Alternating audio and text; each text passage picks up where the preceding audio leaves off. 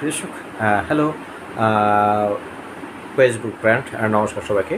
আমি এখন 4 নম্বর ভিডিও করতে যাচ্ছি। এই যে আমি যে ভিডিওগুলো করেছি বিশেষ করে থাইল্যান্ড এবং মায়ানমার ভূমিকম্প নিয়ে। আসলে বিষয়টি হচ্ছে এই যে মায়ানমার ভূমিকম্প, এগুলো একটি বিরল পরিস্থিতি। আমাদের বৌদ্ধ সম্প্রদায়ের দেশ। তবে আমি একটা জিনিস বুঝি, সবার উপরে মানুষ, তার উপরে কোনো সত্য কথা নয়। আমি এটাই মন মস্তিষ্কে ধারণা রাখি সবসময়। এবং এরপরে আমরা আমাদের বৌদ্ধ সম্প্রদায়ের দেশ, বিশেষ করে মানবিকতা অমানবিকতা দুটি বিষয় রয়েছে এখানে। তবে এই যে আমাদের, আমি অনেক ভিডিও রেকর্ড দেখেছি, ফেসবুকে দেখেছি,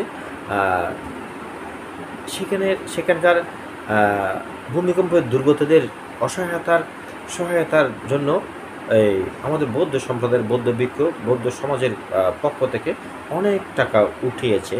তবে আসলে এগুলি কিন্তু ভালো কাজ করেছে। এগুলো কিন্তু সাহসিকতা কাজ করেছে, এগুলো কিন্তু ভালো কাজ করেছে। তার মানে এগুলো কোনো রাষ্ট্রদ্রোহী কাজ নয়, এগুলো একটু মানবিকতার সাম্প্রদায়িকতার অধিকার। এটা আমার আমার আমার পার্সোনাল বিষয়।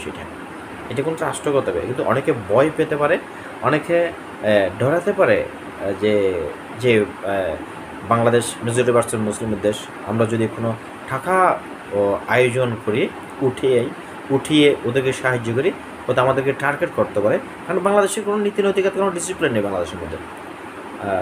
এটা সত্যি 100% ওকে আমার কথা এগুলো।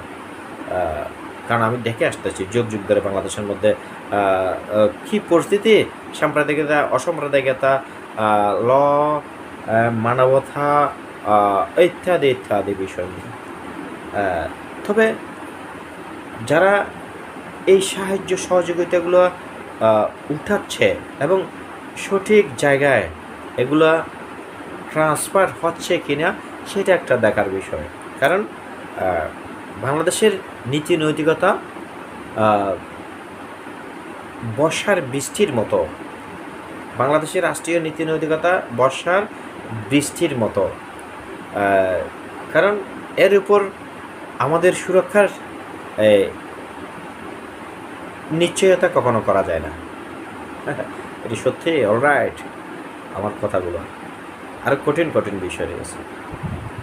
বাংলাদেশের রাষ্ট্রীয় নীতি নৈতিকতা, সাম্প্রদায়িকতা, অসাম্প্রদায়িকতা, মানবিকতা বর্ষাকালের বৃষ্টির মতো এগুলো। এর উপর আমরা যারা বিশেষ করে মাইনরিটি বাংলাদেশের মধ্যে বসবাস করতেছি, এদের উপর কখনো সুরক্ষার নির্ভর করা যায় না। এটা হচ্ছে সত্যি বাস্তব। প্রিয় দর্শক,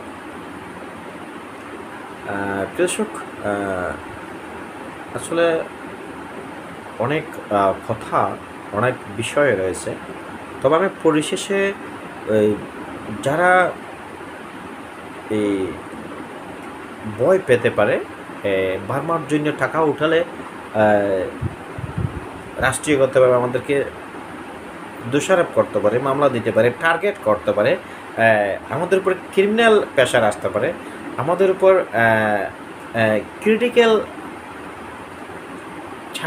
চালবাজের হস্তক্ষেপ করতে পারে। একটি সন্দেহ আসার বিষয় বাংলাদেশের যে ধরনের পরিস্থিতি চলতেছে। তবে না, এটা করাটা অলরাইট মনে করি আমি। তার মানে কেনর কোনো অর্থ নাই। দর্শক, ধন্যবাদ যারা এই সমস্ত সাহায্য সহযোগিতা উঠাচ্ছেন, সে মায়ানমার প্লাস থাইল্যান্ডের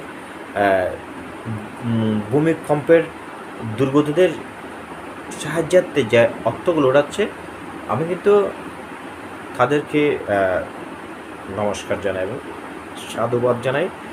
এবং আর্থ এখানে জানানোর কিছু নেই। ধন্যবাদ প্রিয় দর্শক, ভালো থাকুন, সুস্থ থাকুন, নমস্কার সবাই।